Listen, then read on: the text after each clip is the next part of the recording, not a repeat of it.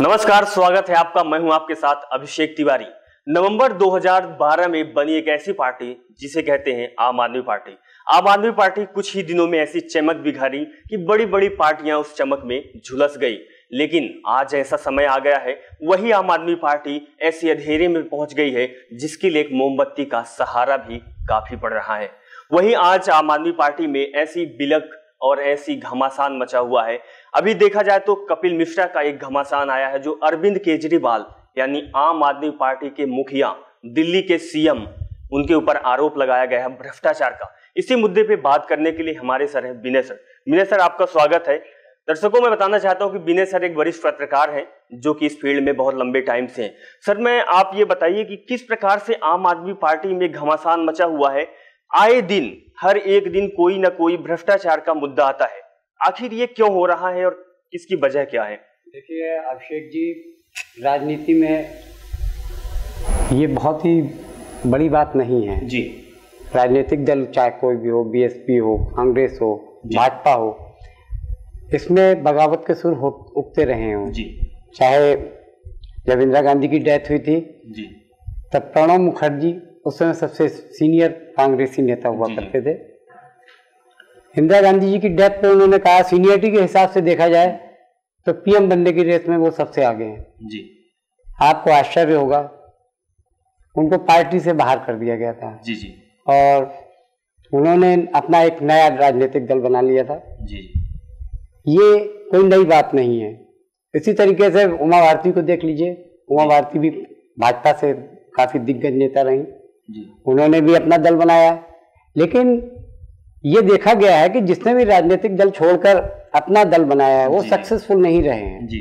उनको किसी ना किसी पार्टी का एक बड़ा सहारा चाहिए होता है। लेकिन विनय जी, मेरा सवाल ये है कि आम आदमी पार्टी अभी कुछ ही साल हुए हैं और आज जब आम आदमी पार्टी का गठन हुआ तो वो उस बुलंदी पे पहुंच गई जिसकी कोई को मालूम नहीं था कि किस बुलंदी तक पहुंच जा सकती है। लेकिन आज ऐसा हुआ कि जो आम आदमी पार्टी भ्रष्टाचार का नारे लगाती थी कि भ्रष्टाचार नहीं होगा, जहां पे तो वहां पे उसके मंत्री ही, उनके एमएलए ही भ्रष्टाचार के आरोप में कोई जेल जा रहा है, कोई पार्टी से बाहर जा रहा है, यहाँ तक कि आज पार्टी के मुखिया पर आरोप लगा हुआ।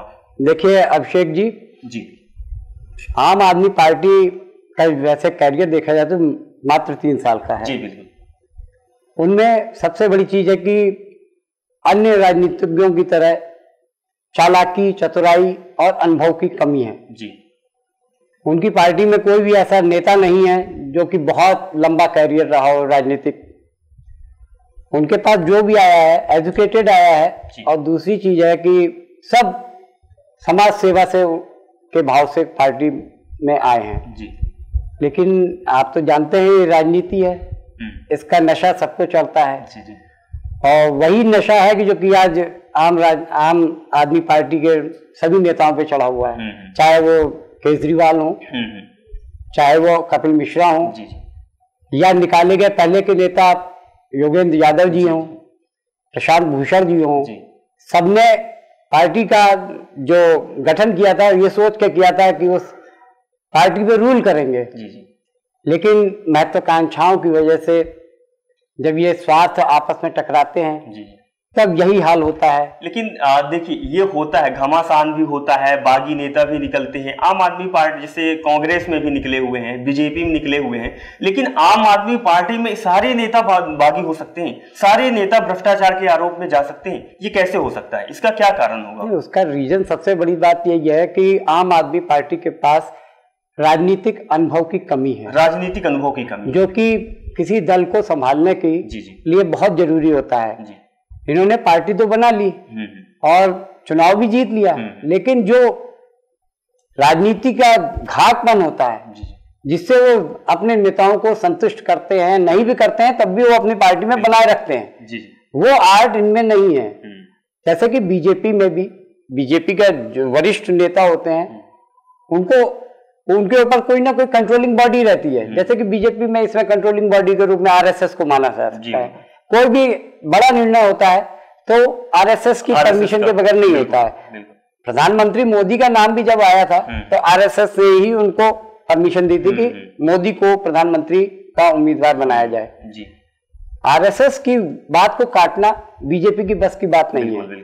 और आरएसएस की मदद से ही बीजेपी को इतना प्रचंड बहुमत मिला। कमान तो आरएसएस के हाथ में है बीजेपी। बिल्कुल, ये मान सकते हैं कि हेड ऑफिस, सरकार का हेड ऑफिस आरएसएस है, नागपुर है, जहाँ पे मोहन भागवत बैठते हैं। लेकिन विनय सर, आप ये बताइए, जैसा कपिल मिश्रा ने आरोप लगाया अरविंद केजरीवाल के ऊपर कि 2 करोड़ का हेर फेर किए हैं या कैश उन्होंने लिए हैं, तो क्या ये सही हो सकता है? साथ में उनके ऊपर एक और आरोप लगाया गया है कि वो टैंकर घोटाला भी किए हुए हैं। देखिए, आपकी बात का मैं दोनों बातों का जवाब देता हूँ। सबसे पहले तो उनके ऊपर जो भ्रष्टाचार का आरोप लगा है 2 करोड़ रुपए लेने का, अभी उन्होंने किसी को भी ये सबूत सामने नहीं रखे हैं जिससे कहा जाए कि उन्होंने घूस किस समय ली। जैसे कि कल संजय सिंह की एक प्रेस कॉन्फ्रेंस में उन्होंने कहा, कपिल मिश्रा ये क्यों नहीं बताते हो किस वक्त अरविंद केजरीवाल के घर गए, वो नोट किस शक्ल में थे, किस जगह पे रखे थे, किस लिए, कौन कौन उसमें मौजूद था। सीएम आवास था, वहां पर रजिस्टर भी होता है, हर किसी के आने की एंट्री होती है। तो ये सब चीजें पुख्ता तौर पे सबूत के तौर पे पेश करनी चाहिए। लेकिन क्या आपको नहीं लगता कि कुछ दिन पहले कुमार विश्वास ने किया था, उन्होंने भी पार्टी से अलग होने की बात कही थी, कहीं ना कहीं उनका भी मतलब यही था कि भ्रष्टाचार हो रहा है या कुछ ऐसे नेता है जो इसमें सब शामिल हैं। तो अब सीधे अब आरोप लग रहा है अरविंद केजरीवाल के ऊपर। अभी तक तो नेताओं के ऊपर लगा, लेकिन अब मुखिया के ऊपर लगा, वो भी दिल्ली सीएम के ऊपर। देखिए अभिषेक जी, राजनीति में सब कुछ जायज है जी। ये बात माना जा सकता है कि महत्वाकांक्षाएं सभी के होती लेकिन हैं। एक मंत्री पद, जो मंत्री कपिल मिश्रा मंत्री पद में थे, मंत्री पद में होते हुए मैं आपको वही क्लियर कर रहा हूँ। पिछले साल 24 सितंबर की बात है, इन्होंने चिट्ठी लिखी थी एसीबी को, एंटी करप्शन ब्यूरो को, कि आपके ऊपर हमें विश्वास नहीं है, आप बीजेपी के इशारों पे काम करते हैं और वाटर टैंकर घोटाला है उसमें अरविंद केजरीवाल कहीं पे भी नहीं है और उनके खिलाफ आप लोग साजिश कर रहे हैं, आप उनको पार्टी बनाने की कोशिश में हैं। इस वजह से हम आपके सामने अपना वाटर टैंक घोटाले की जांच के लिए नहीं पेश कर रहे हैं। उस लेटर में साफ लिखा हुआ है कि अरविंद केजरीवाल इस घोटाले में नहीं है। आज वही कपिल मिश्रा वही आरोप लगा रहे हैं कि अरविंद केजरीवाल का टैंकर घोटाले में शामिल है। इसको आप क्या समझेंगे? इसको यही समझा जा सकता है, कल तक एसीबी का विरोध करने वाले कपिल मिश्रा आज उन्हीं की शरण में जा रहे हैं। इसका मतलब साफ नजर आ रहा है कि उनको कोई ना कोई ऊपर से गाइड कर रहा है इस चीज को लेके कि आप हमला कीजिए, हम आपके साथ हैं। लेकिन हमारे दर्शकों का एक सवाल ये है कि इससे पहले जो कानून मंत्री थे, कानून मंत्री खुद महिला शोषण के आरोप में उनको आरोप लगा उनके ऊपर, महिला शोषण उन्होंने किया। तो एक कानून मंत्री होते हुए, आम आदमी पार्टी के कानून मंत्री होते हुए भी उनके ऊपर महिला शोषण का आरोप लग रहा है। बिल्कुल बड़ी मुश्किल वाली बात है। बिल्कुल आपने सही कहा। देखिए, आरोप लगाना और उसको प्रूफ करना, तो उसके लिए तो उनकी खुद पत्नी ने बोला था, लेकिन अभी भी मुकदमा चल रहा है, उसमें दोषी नहीं पाए गए। सबसे बड़ी चीज है, जब तक कि अदालत इस चीज को आदेश ना दे दे या ये ना कह दे कि ये इसमें दोषी है, तब तक हम किसी के बारे में कुछ नहीं कह सकते। कहने को तो वैसे बहुत से मंत्रियों पर ऑलरेडी लगा हुआ है। बीजेपी के केंद्र में बैठे हुए कैबिनेट मंत्री हैं मिस्टर मेघवाल, उनके ऊपर भी रेप का आरोप लगा है। तो वो तो कहते हैं कि मेरे प्रूफ नहीं किया है, कोर्ट ने मेरे को नहीं कहा है।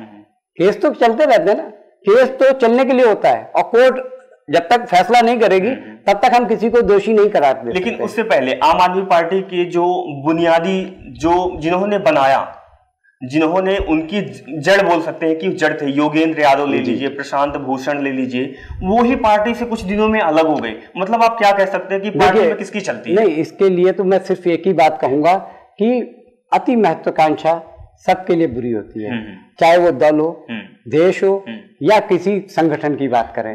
अगर महत्वाकांक्षाएं होंगी तो ये बिखराव होगा।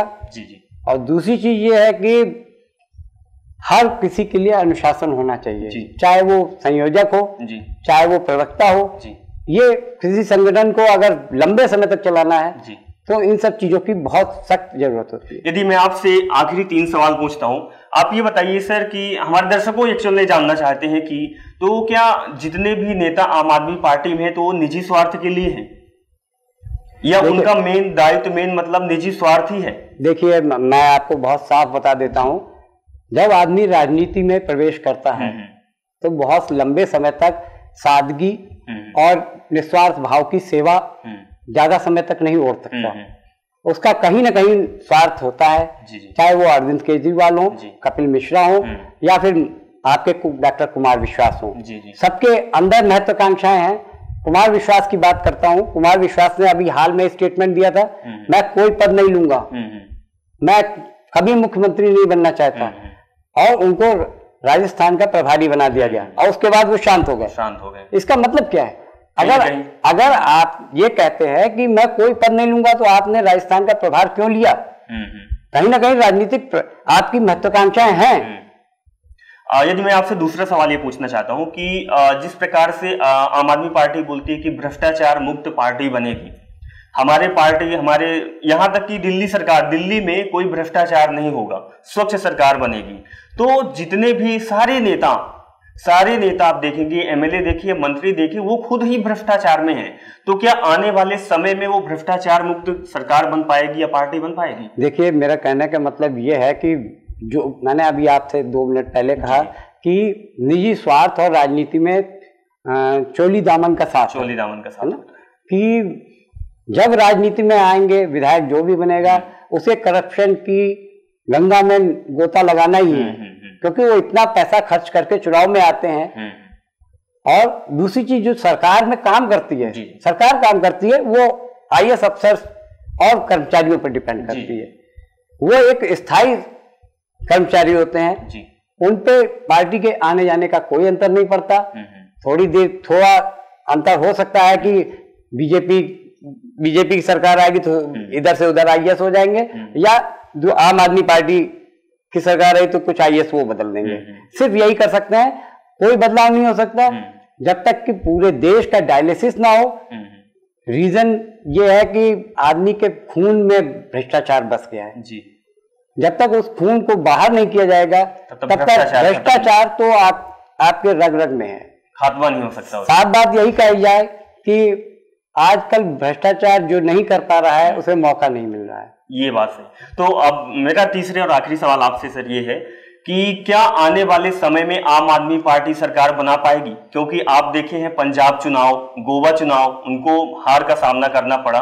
तो क्या आने वाले चुनाव में आम आदमी पार्टी सरकार बना पाएगी? दिल्ली की ही बात करें, क्या दिल्ली में सरकार बना पाएगी यदि ऐसे ही चलता रहा तो? देखिए, इस समय तो अभी दिल्ली के चुनाव आने में अभी लगभग 2.5 साल बाकी है। एमसीडी का नतीजा हमारे सामने है। जी, बिल्कुल सही कह रहे हैं। उनके कार्यों को जनता ने पसंद नहीं किया है जी, या ये कह दीजिए कि वो अपने कामों को जनता तक पहुंचाने में असफल रहे हैं जी।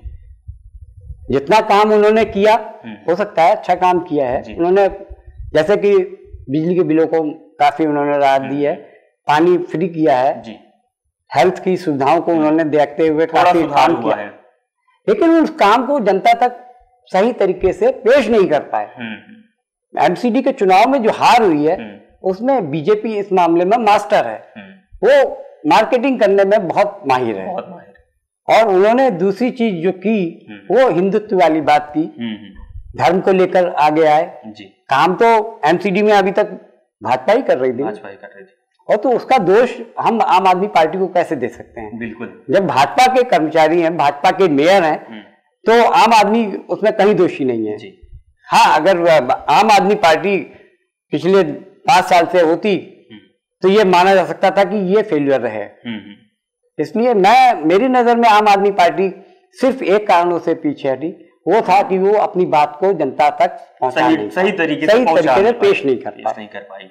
तो दर्शकों, मैं आपको बताना चाहता हूं कि जैसा कि विनय जी हमारे साथ थे और आपको बताएं कि आम आदमी पार्टी में कहीं ना कहीं अनुभव की कमी थी और नेताओं का निजी स्वार्थ था, क्योंकि कोई भी राजनीति में आता है तो वो अपने निजी स्वार्थ के लिए ही आता है। और यहां तक कि यदि नेताओं में भ्रष्टाचार, दागी, बयानबाजी, आरोप प्रत्यारोप की बात करें तो कांग्रेस में भी हुआ है, बीजेपी में भी हुआ है, होता रहा, राजनीति में होता रहा है। लेकिन आम आदमी पार्टी में ज्यादा क्यों हुआ है? क्योंकि सबसे ज्यादा अनुभव की कमी थी तो आम आदमी पार्टी में। तो विनय जी, आपने सारी बातों को हमारे दर्शकों के सामने रखे, तो आपको धन्यवाद कि आप दर्शकों को बताए, उनको जागृत किए। दर्शकों, विनय जी ने आपको बताया कि आखिर इसकी मेन वजह क्या है, किस कारण से ये सब हो रहा है। क्यों भ्रष्टाचार का आरोप लग रहा है, क्यों बड़े बड़े नेताओं शामिल होने की बात कर रहे हैं या प्रत्यारोप कर रहे हैं।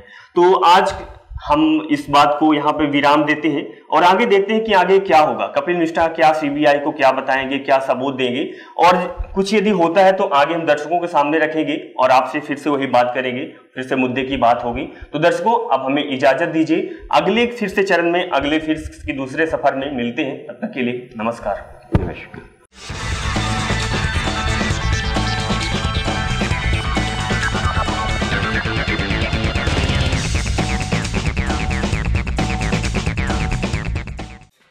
Subscribe now to receive new updates, reviews and news.